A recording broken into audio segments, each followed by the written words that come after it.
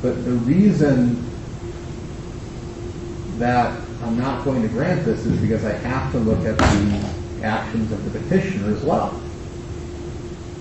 And basically, again, while all of this confounds me, I think what we basically have here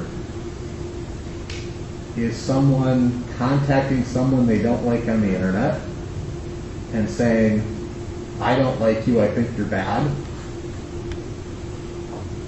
And the person who he contacted basically said, okay, if you want to fight, let's fight, and I'm going to beat the crap out of you. That is not what occurred. That's what I interpret that text to mean. No, sir, that is not what occurred. Sir, that's what I interpret the text to mean. I think basically there was, again, well, I don't understand why you reach out and do this. This makes no sense. This is one of the, I'll be quite blunt, this is one of the dumber things I've heard in this courtroom. To some extent, what we really have here is a very limited contact. I don't like you. Do you want to fight? I'll kick your ass. You accept the invitation. Sir, I did not. For some mind-numbing reason, he comes here for the fight, which thank God doesn't happen. Sir, I did not invite him to come here. I did not invite to fight him. That did not occur. Sir, what you said was, I won't need 911. I think that is after he had already threatened me. I understand that. That is after he had already said he was going to come and confront me. I did not say I wanted to fight him. I think basically what happened is someone offered to fight, someone accepted the fight, and God, it didn't happen. No, that is not what occurred. On that limited basis, I'm not going to grant harassment injunction. Based on what we have, I'm not going to grant this. Case is dismissed for that reason.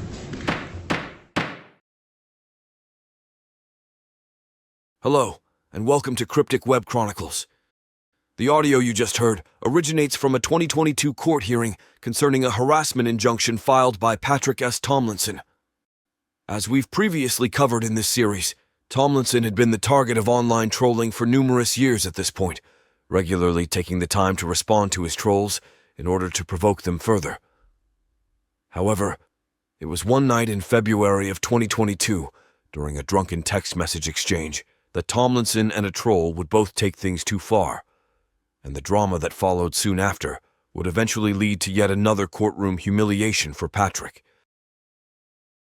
It all started when a Kiwi Farms user, by the name of Andrew, discovered Patrick's phone number on the internet. Patrick's number, which is publicly listed in the phone book and widely available online, has often been the target of internet trolls seeking a reaction from him. It seems that no matter what time of day, trolls are able to elicit a response from Patrick by text messaging him. Just as an example, you can see from this exchange, you can't even say something nice about Patrick's brother Kyle without him correcting the record. Tomlinson inexplicably chooses to demean Kyle by consistently referring to him as his little brother in a passive-aggressive manner. Patrick even falsely claims that Kyle was not a varsity athlete in high school, something he has obviously always been jealous of. As you can see, even innocuous comments like this send Patrick spiraling into paragraph-long threats, expressing his intent to end the trolls' lives. And while most trolls simply send him harmless, albeit annoying, messages, Andrew would end up taking things a step further. In his texts to Pat, Andrew would reveal his true identity, telling Patrick his full name and even sending a picture of his driver's license as proof. Read it aloud. Okay. Hi, my name is Angela Nadolski, and I think you're a fat faggot and a possible pedophile who should be bullied until suicide. Have fun being a middle-aged loser whose entire life revolves around with Twitter and your shitty books. See you at Hooligans. I don't have a social media presence, but my name is in fact Andrew Nadolski, and I have a bone to pick, child. It's amazing how you haven't learned a lesson in 3 years. You are the same in-denial asshole that you always were, misspelling. If you were to offer an honest and candid look into your life and take responsibility for why you are who you are and what you're shit on O&A, O&A is short for Ovi and Anthony, which is the group in question here. You see, by this point in the saga, Patrick was threatening his trolls with criminal charges and prison sentences on a daily basis. Prison stalker, became one of his most used catchphrases. What you do is a fucking felony. No, it isn't. All of it. No, it isn't. It is a fucking felony. The fact you're calling me right now is a fucking felony. No, it isn't. The fact you're recording me right now. You Shut gave me your fucking phone mouth. number, No, idiot. Shut your fucking mouth. When the police Shut your ask fucking you, did you give this person no your phone police. number? And you say, shut your fucking mouth. There's- Guess what? They're not there's no not gonna police pursue child. your case. Shut your fucking mouth. It's a really easy thing to do. You can just stop talking. You can just stop calling me. Just stop. Can you And stop maybe twittering? You'll get really fucking lucky. Maybe you'll get lucky and not be identified and not be arrested. I don't care about being That's identified, the dude. only chance you have. Over and over, Patrick would claim that all he needed to file criminal charges against his trolls and send them to prison forever was their true identities. And now, out of nowhere, one of Tomlinson's trolls was giving him the opportunity to do exactly that. But as you know by now, this would not work out the way Patrick intended. In addition to sending messages and even giving Patrick his driver's license, Andrew would escalate things further by actually driving to Milwaukee later that same evening. He would ultimately end up at Hooligans, a bar near Patrick's house that he visits and posts about frequently. From Hooligans, Andrew would further pester Patrick with messages asking him to come have a beer. However, it should be noted that Andrew never made any threats towards Patrick, simply inviting him for drinks instead. Patrick proudly declares himself an actual tough guy, has regularly asserted his prowess in bar fights and victories in street and knife encounters. Yet, on the peculiar night when Andrew visited Hooligans, Tomlinson chose to hide in fear, refusing to address the situation. It's worth mentioning that Hooligans pub is just 2 minutes away from Patrick's house.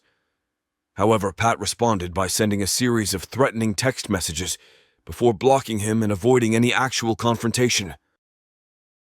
Later that night, Andrew would leave Hooligans bar without incident, seeing neither Patrick nor the police on his way out. This, however, would not be the end of things. The next day, Patrick immediately scrambled to file a restraining order against Andrew. It seems for whatever reason, actual tough guy Pat felt extremely intimidated by young Andrew following this incident. Soon afterwards, Patrick would run to Twitter to dox Andrew, sharing his driver's license and texts, and telling a highly exaggerated and blatantly false story about how trolls were trying to kill him. Interestingly, though, many noticed that Patrick's screenshots intentionally excluded some of the texts he responded to Andrew with. Patrick likes to delete his replies before sharing these texts, in order to hide the fact he writes multi-paragraph responses threatening and provoking his trolls. Remember this detail, because it's going to come back to haunt him in the courtroom. Finally, on March 9th, 2022, Patrick and Andrew would go before the court to argue the case, with Patrick thinking he would walk away with an easy win. As we'll soon see, however, Patrick was about to have to face reality head-on, and he wasn't braced for impact, because once the judge heard their arguments, it became clear he had very little patience for Patrick's bullshit sob story. Patrick would quickly become emotional, upset over the fact he doesn't understand how court works. In addition to failing to bring any evidence to support his claims, Patrick seemed to think his fabricated sob story would be enough on its own to sway the judge's decision.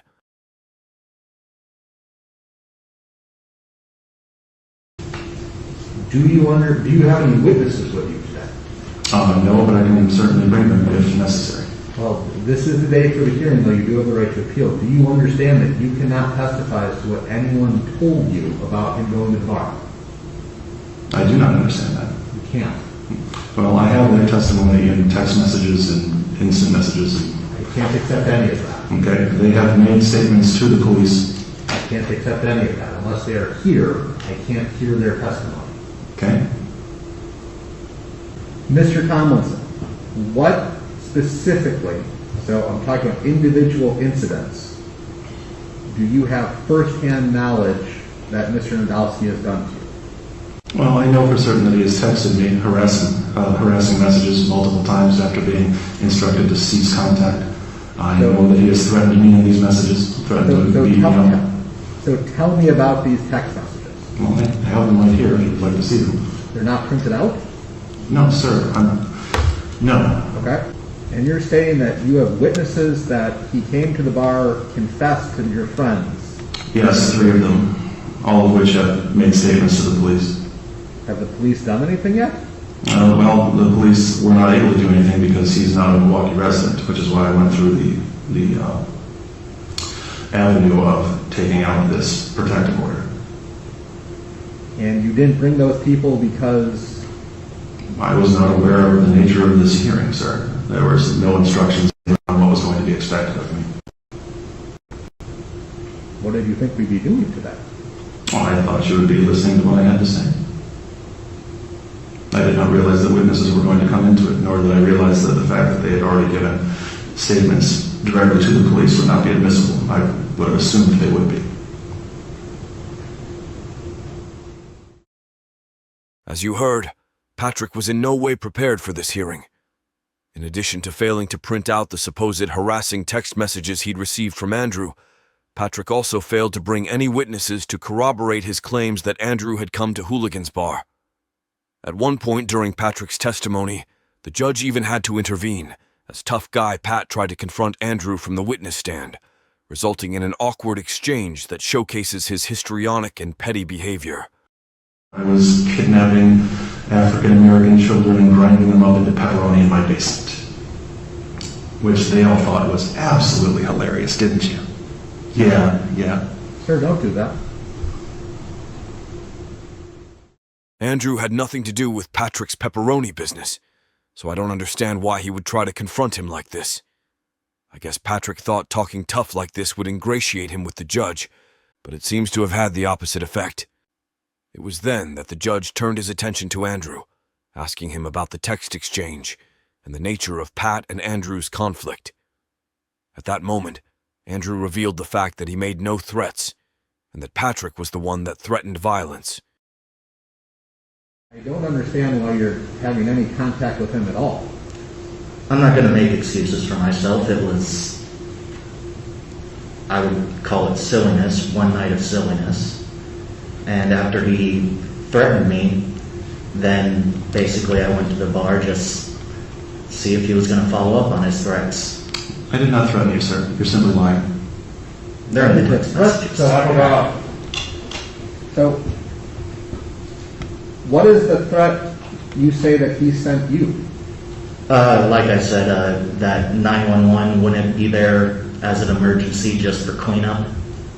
Presumably to clean me up off the sidewalk or something. I'm not sure exactly what he meant with it, but it sounded pretty threatening to me. And how did he send you that? Over text message.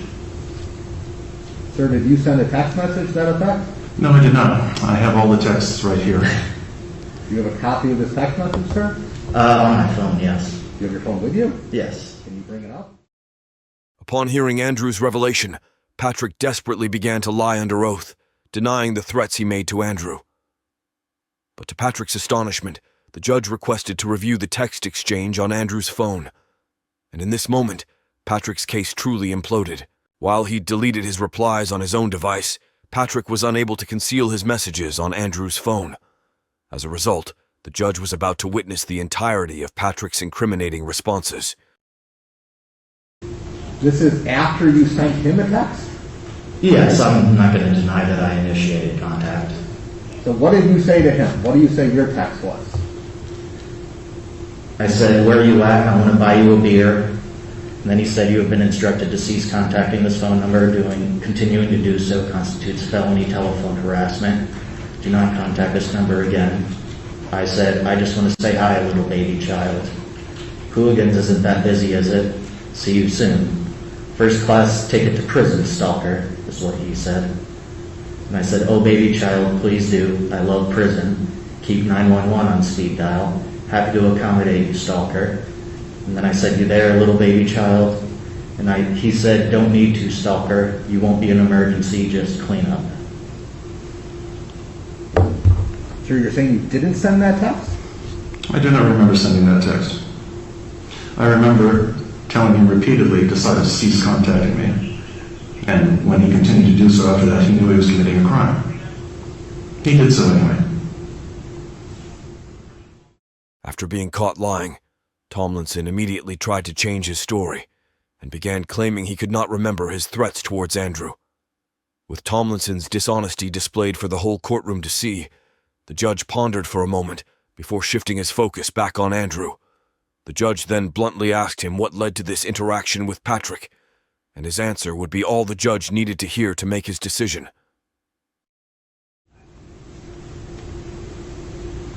Mr. Nadowski, what is the connection to him?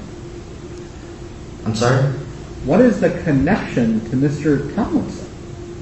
He's just a bizarre internet personality that he's a very unlikable person, and his telephone number was available on the internet, and while it probably would have been better for me to use a public platform like his Twitter to tell him what I thought of him, for whatever reason that night I thought it would be, I'm not going to say I thought it would be appropriate, but I did text him. What do you mean he's a bizarre internet presence? What does he Well, post about? he seemed to think that this Opie and Anthony fan group follows him for no reason, that he was picked at random, but he has a bizarre habit of consistently feeding the trolls and escalating conflicts. He constantly sends people threats. He is just in general an abrasive personality. So you just picked him out at random? Well, no, I've been kind of looking at his internet presence for maybe a few months. I'm not sure how long. And what type of forums does he post on? He posts on Twitter mostly. About what? I guess I'm not understanding. So you like, what types of things? I'm just trying to figure this out. This isn't making any sense. What are you saying you saw that you thought I'm going to call him up? I mean, he has years-long history of just the way he engages people is bizarre. Like with the text messages I read off, I keep calling him child, little baby infant. That's how Mr. Tomlinson talks. And that's how he engages with people that he doesn't like. He talks in a very bizarre way. He, in general, just can't let any conflict go without getting the last word. With that out of the way and Patrick's true nature revealed for everyone in the courtroom to see, the judge had one more question for Patrick before he would deliver his verdict. Sir, you brought a lawsuit against the other people in this group and it was dismissed just a couple of weeks ago? Voluntarily? Yes, sir. Are there cases pending somewhere else? No, sir, not at this time, although we are looking at other strategies. That is itself a very long story. Having seen the truth behind Patrick's ridiculous claims and learning his lawsuit had been dismissed with no other cases pending, the judge would deliver yet another crushing blow to Tomlinson, denying his restraining order against Andrew. As you may have heard in this video's intro, Patrick was deeply unhappy with this decision, and at several points throughout the hearing, sounded like he was about to child the judge for not ruling in his favor. Child, baby, infant, stupid, child. A short time later, Patrick would be suspended from Twitter for doxing Andrew. However, his account was later reinstated, though he was forced to delete his tweets showing Andrew's driver's license and texts. It seems Patrick was completely defeated by Andrew, being left totally humiliated, losing yet another court case. It is not known how much Patrick paid this time to have his Twitter account reinstated, though previously he has paid over $5,000 to get it unsuspended. While I don't condone what Andrew did to Patrick, and I think he made a series of very stupid decisions, Patrick's response was equally stupid, and he handled the situation completely wrong. Lying to the judge and trying to argue with him about his decision shows just how mentally unprepared Patrick was to face the reality of the situation. However, this was not Patrick's first time to face a humiliating loss in the courtroom. And believe it or not, neither would it be his last. Next, we're going to take a step back and have a closer look at a topic I've covered previously in this series. As you might remember, back in episode 2, I briefly went over Patrick's lawsuit against the O and A forums. However, I feel that I didn't do the story justice, and it's worth taking a closer look at what exactly happened. Stay tuned, because it's one of the most jaw-dropping periods in Patrick's story.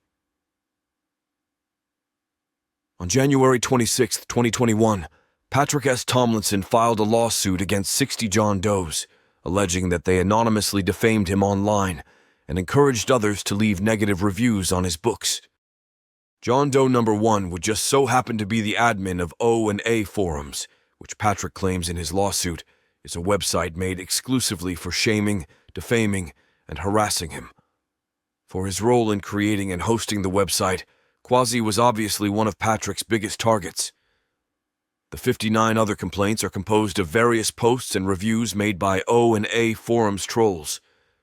John Doe number 8, a user by the name of AntItFun, was included for encouraging John Does number 9 through 25 to leave negative reviews on Patrick's books. John Doe number 9 would be chosen simply for leaving a one-word review, saying Patrick's book, quote, sucks. John Doe number 11, using the username BarfyMan362, would write, not good, just not good. As you can guess, these reviews go on and on, with Patrick including over a dozen of them to further fatten his lawsuit. He seems to have taken these silly reviews quite seriously. In addition to O and A forums, the lawsuit would target the website Kiwi Farms as well. John Doe number 37, an O and A and Kiwi member by the name of Caverlock, was included for writing a comprehensive thread on Patrick's lies and antics. For this, Patrick would name him in the lawsuit, claiming Caverlock was partially responsible for the harassment that he was experiencing. John Doe 36 would be added to the suit for registering the domain name patrickstomlinson.net. When users connected to the site, it would present them with a photoshopped image of Patrick performing oral sex on President Donald Trump. I'm not exactly sure why Patrick would sue someone for this, as it clearly falls under free speech, but nevertheless it was included in his lawsuit. John Doe number 33 would be chosen for authoring Patrick's Encyclopedia Dramatica article. This article, like many on the site, takes a satirical and mocking tone while telling Tomlinson's dramatic story. Patrick's lawyer particularly disputes the author's allegations that Patrick is a, quote, creepy, unhinged, depressed alcoholic who, quote, managed to rope in a washed-up mid-30s barren lesbian. His lawyer goes on to insist that Patrick is not an alcoholic and that his wife, Nikki, is not a lesbian. John Doe number 29 was none other than O and A forums member Space Edge, who later would be revealed as investigative journalist Thomas Apostle. Space Edge was included in the suit for sharing Patrick's phone number on the forum, calling him Piggle Tits, and making a series of prank calls to Tomlinson's voicemail box. Very little is actually known about Thomas Apostle, though he is a recurring character in this saga. An alleged vape thief, Space Edge would also share his username with an admin of the now-suspended Opie and Anthony subreddit, though it's not clear if these actually are the same people. However, for a brief period during the lawsuit, Patrick would allege that Space Edge's true identity was that of Canyon Boykin, a police officer that was charged and later acquitted of manslaughter after he killed a black man that was resisting arrest. It would later be revealed that this was not his true identity, and that Patrick had been fed this bit of misinformation by Space Edge himself. Space Edge would eventually reveal how he had carried out a complex psychological operation, devising a plot so intricate that it deceived Patrick, Seth Simons, vice journalist Anna Merlin, and countless others along the way.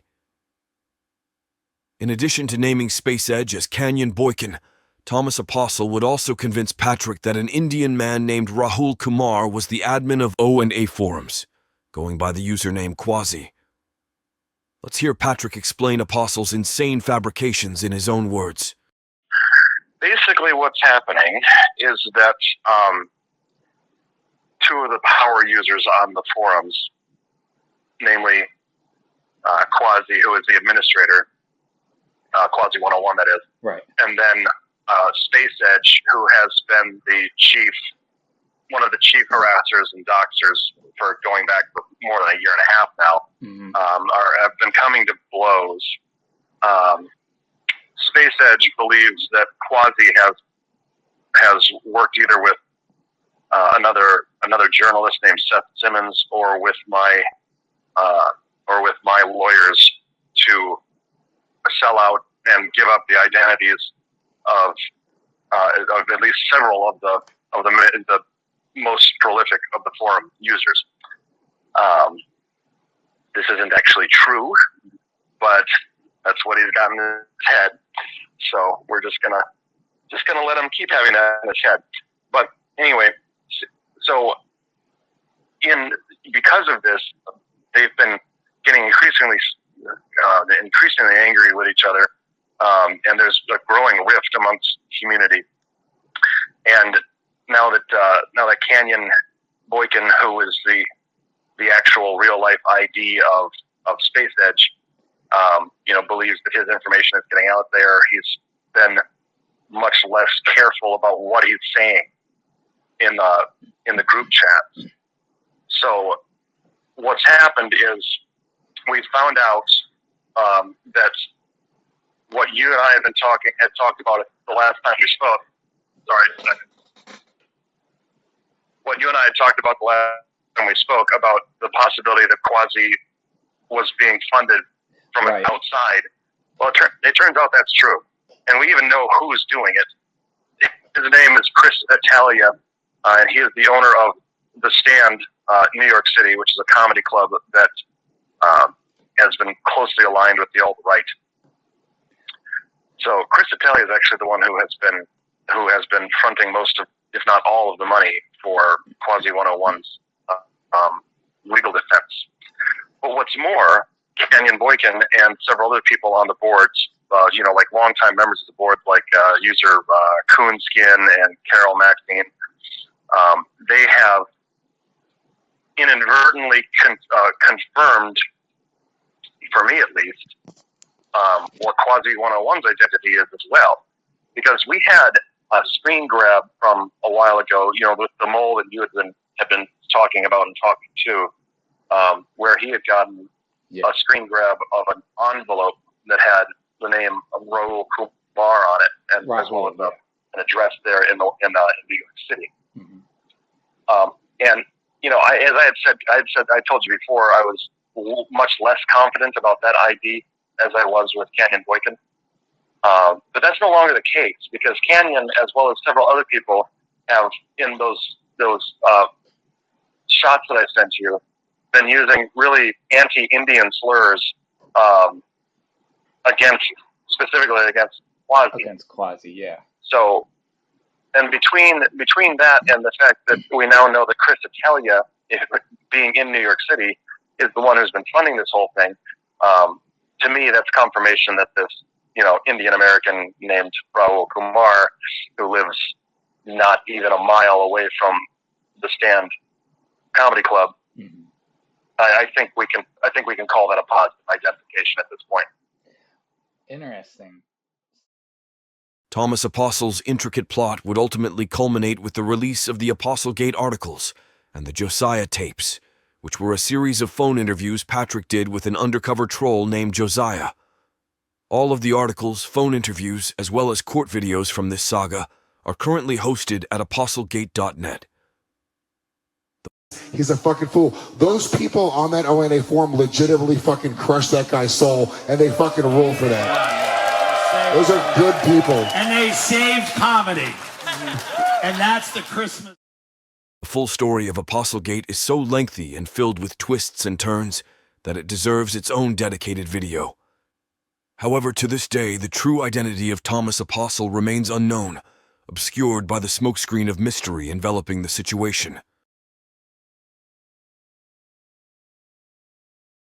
While Space Edge and the other John Does were able to remain anonymous during the suit, one prolific troll would inadvertently step out from among the shadows to reveal his true form. This individual also became a recurring character in this saga, and has gained a reputation as one of Patrick's worst enemies. Posting under the name Somerville Dan, Daniel Mullen would be named as John Doe number 30 for troll posts he made about Patrick on O and A forums. He would also be listed as John Doe 34 for tweets he made towards Patrick from his Twitter account at Dan Mullen. Using his own name and even showing his face online, Dan Mullen reveled in the notoriety of being an unabashed internet troll. Later, he would even fly to Wisconsin so he could be present at Patrick's contempt hearing in person. At this point, though, it was clear that Patrick's lawsuit had been a massive gamble, with him not only trying to take down the admin of the forums, but also a large number of his trolls. Actually, if you don't mind, I did have a few questions because I noticed that it looks like there's been an update in the defamation lawsuit. Are you willing to talk about that and give your opinion on that? I mean, yes, it'll have to remain off the record for the moment. I mean, we still have another hearing coming up in late September. Right. So it looks like, so you don't want to talk about that at all? I'm not able to. Okay. Yeah, not about that particular topic because it's an ongoing thing, and we have a final hearing in front of another judge on September 23rd, I believe, and that one will determine whether or not we end up owing Raul Kumar $20,000 or more. Right. So yeah. How do you think it's looking right now? Is it looking like you're going to win this? Is it looking like he's going to win this? Was it looking like it's about 50-50? How do you think it looks right now? To be perfectly honest, it's moot at this point. It doesn't matter what happens. I mean, the money of course matters, but his name is now known due to a number of screw ups, and that was the entire point of pushing the subpoenas. It was to try and identify him. Well, we've done that now, so this no longer matters. Well, do you think that the judges are going to rule in your favor or in Rahul's favor? I guess is what I'm trying to ask. Again, I don't think that's something that I'm able to comment on at this point. Not with the final hearing still on the docket. Okay. All right. You don't have to talk about anything that your lawyers don't want you talking about, of course. Patrick was only able to afford this lawsuit thanks to the SFWA, who I covered in the previous episode. According to payquasi.net, the SFWA, a 501c3 charity, gave Patrick Tomlinson over $100,000 of donated funds and membership dues, without their donors' knowledge or consent, for Patrick to waste on his failed lawsuit. SFWA likely only funded this lawsuit because O and A forums members highlighted the presence of pedophilia within SFWA's ranks and exposed SFWA's reluctance to condemn these diseased individuals. As we'll soon witness, though, the legal counsel Patrick and SFWA hired would prove inadequate for the job. It's worth mentioning that Patrick's lawyer, Brinton Resto, may hold equal blame for the lawsuit's catastrophic failure. It was later revealed that Resto's credentials indicated he had specialized in wine law, making him poorly suited for Patrick's case. O and A forums users would also discover that his sister was an obese tramp, with a similar background to Eric Hildeman's sister Heidi. You see, the O and A forum's web host utilized Cloudflare, and as a result, Patrick's lawyers would subpoena the service for the name, address, and financial information of O and A forum's admin, and additionally for the admins of Kiwi Farms and Encyclopedia Dramatica. It was blatantly obvious by this point that Patrick's lawsuit was nothing more than a massive fishing expedition, with Tomlinson attempting to exploit the legal system to dox the admin of O and A forums, and as many other trolls as he could. This would soon backfire, though, in a way he nor his lawyer could ever imagine. In addition to subpoenaing Cloudflare, Tomlinson's lawyer would send a similar subpoena to Google for any information on the owner of the O&A forums domain. Quasi's lawyer would respond by filing to quash both of these subpoenas, due to the fact he was not responsible for any of the defamatory posts, and simply hosting the forum did not make him liable for what the users had written there. This would ultimately go before a judge in the state of California, and Quasi's lawyer would argue Tomlinson failed to prove any of the claims made against Quasi in the complaint. The judge would ultimately agree, and to Patrick's dismay, granted the Cloudflare quash. The same would later occur with Patrick's Google subpoena as well. However, things would only get worse for Patrick from here.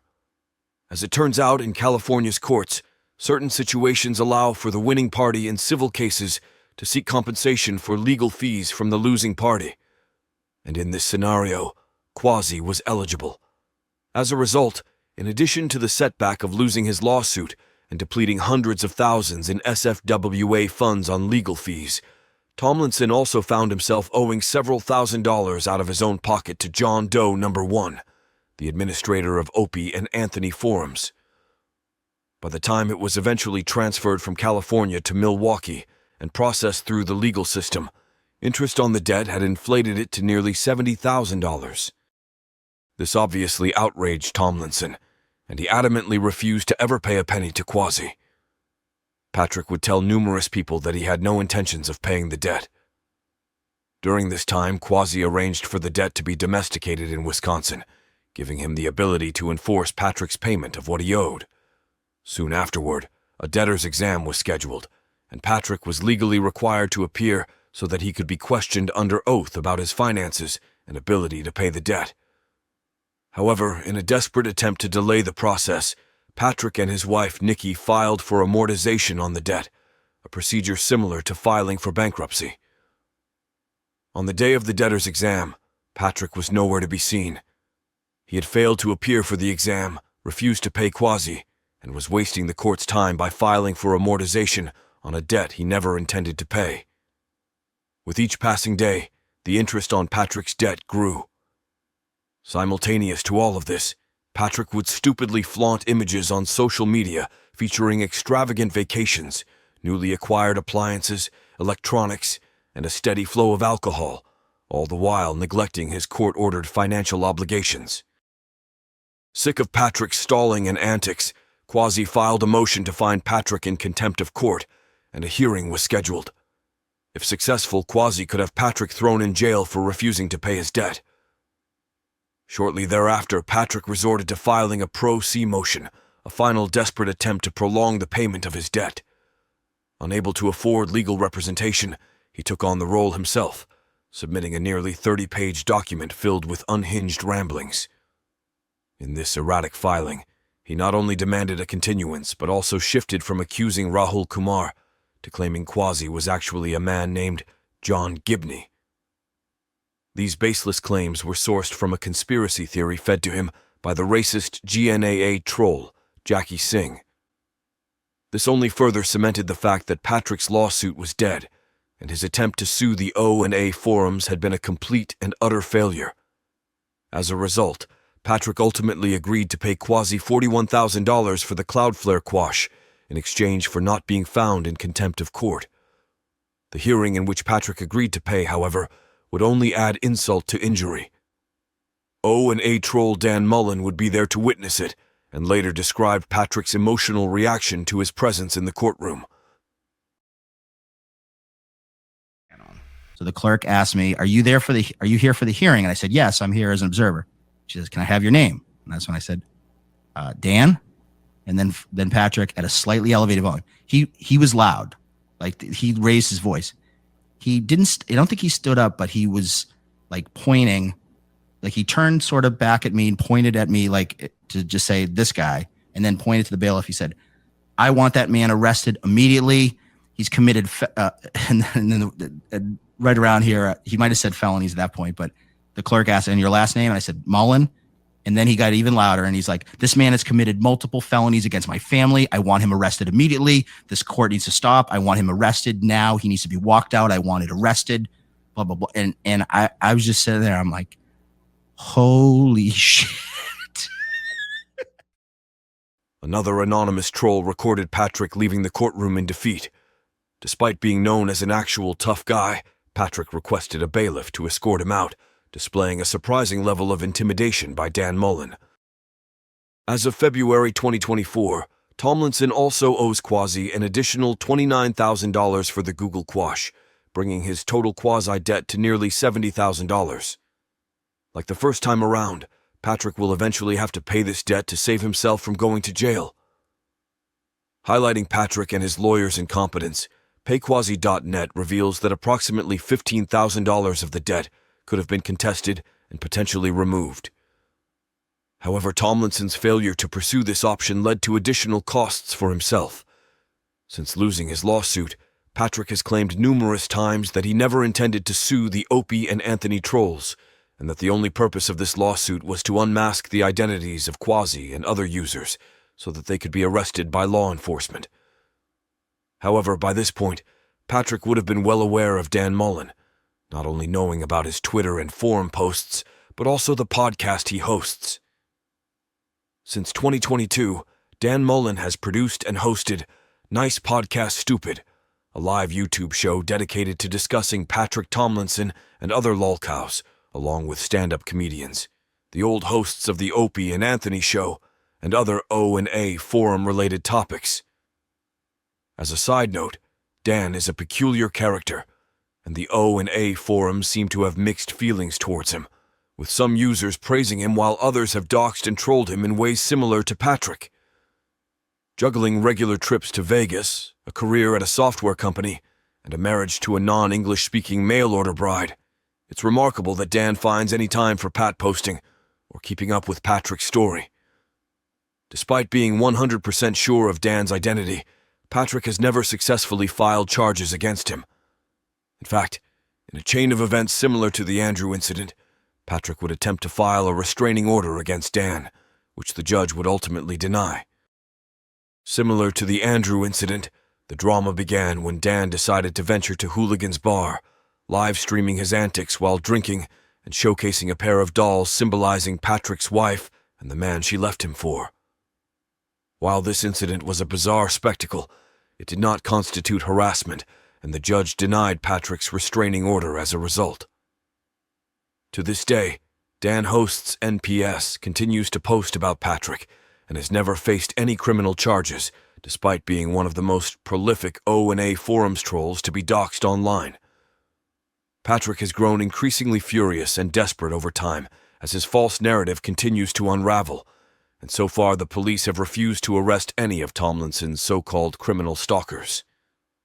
In addition to this, all of his restraining orders and lawsuits have been thrown out of court. It seems that the only course of action Patrick has left at this point is to defame and harass Dan Mullen and others online, and according to O&A, swat his own house for attention and sympathy. However, since Torswats was just arrested, Patrick may have just lost his only remaining way to gain publicity. In fact, law enforcement may even be investigating Tomlinson and Jackie Singh for the swattings, as there's no telling what kind of evidence police found upon apprehending Torswats. This is all conjecture, though, as we're obviously working with an incomplete picture here.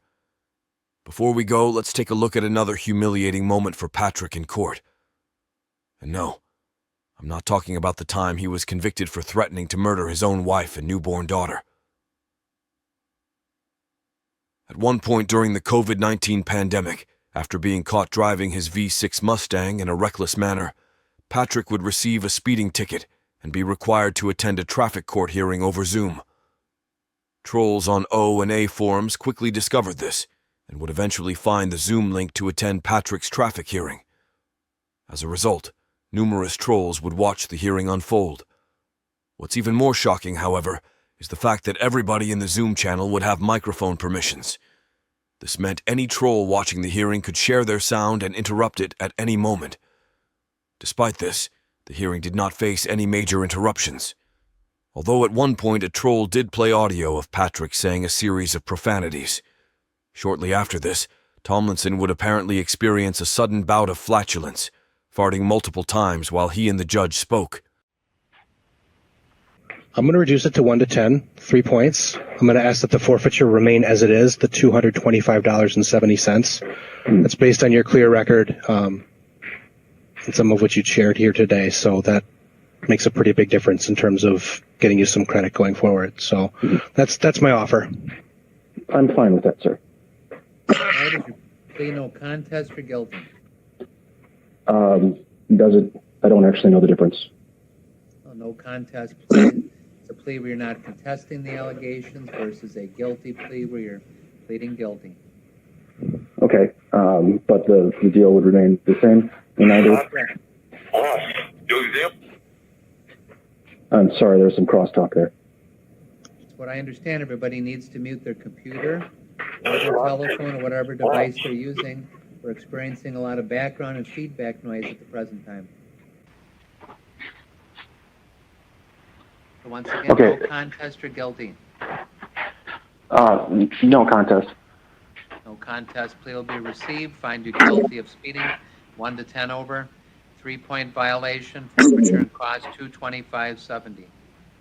And when is that fine due? Within 30 days. Okay. And I'm sure there'll be instructions on the literature you sent me. Should be on Saying the that. citation you received. You can mail it to the clerk of courts in Outagamie County. Very well. Thank you.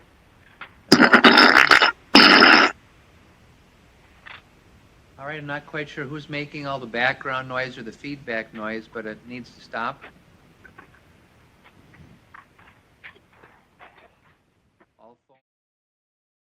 Tomlinson would ultimately plead no contest and be given a $200 fine.